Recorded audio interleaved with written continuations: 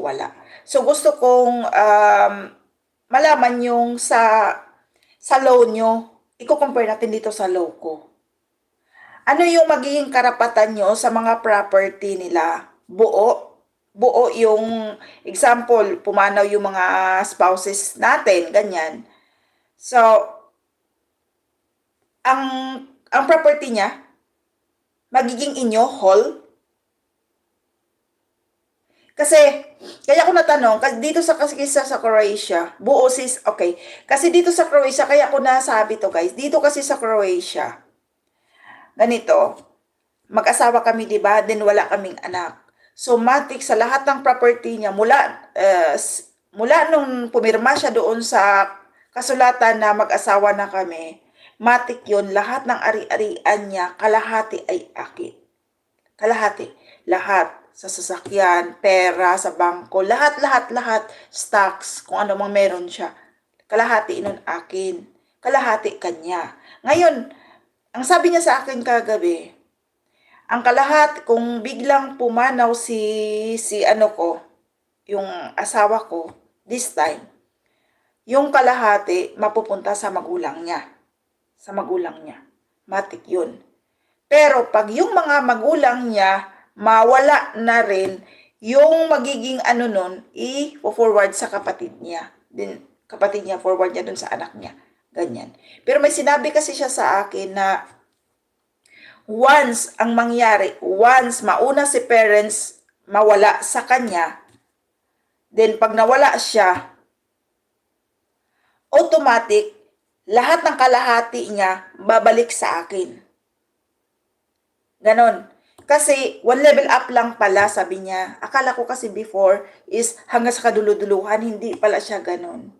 Rams Moto, sige po, maraming salamat po.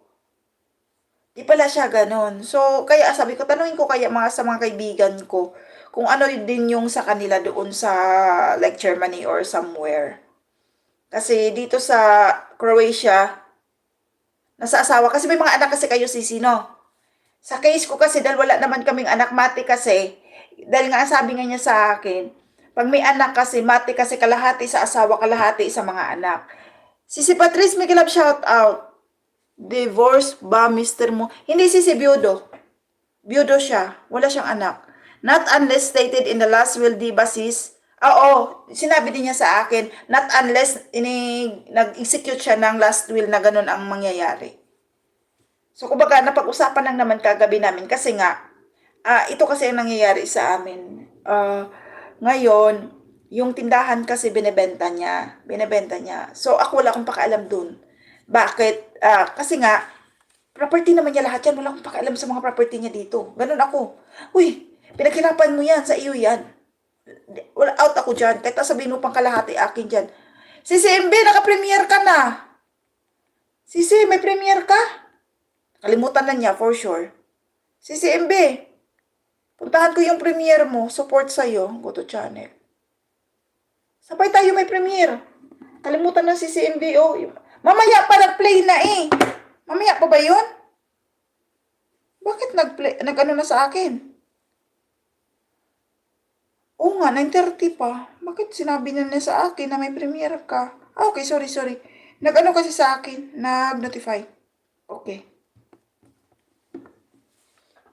So, countdown na, malamang tong aking nakapin. Countdown na to.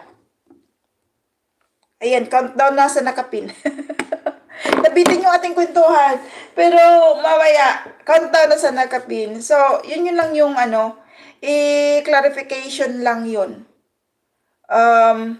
Kung walang last will, automatic sa lahat yan. Kaya nga sabi niya sa akin, mati kasi yun, yung kalahati sa asawa, kalahati sa mga anak. Since wala kaming anak, mati kasi yun, sa asawa ang kalahati, then the rest sa parents niya. Then yung part ng parents, yung galing sa parents dahil may anak pang isa, matik din transfer doon sa kay doktora. Then si doktora dahil may anak siya, matik din i-transfer niya sa anak niya. Then, ang tanong ko, pag yung anak niya kasi, example, di mag-asawa ganyan, yun yung hindi ko nasagot-sagot, siguro, punta sa government, kasi wala naman silang immediate Depende na lang kung gagawa ng will.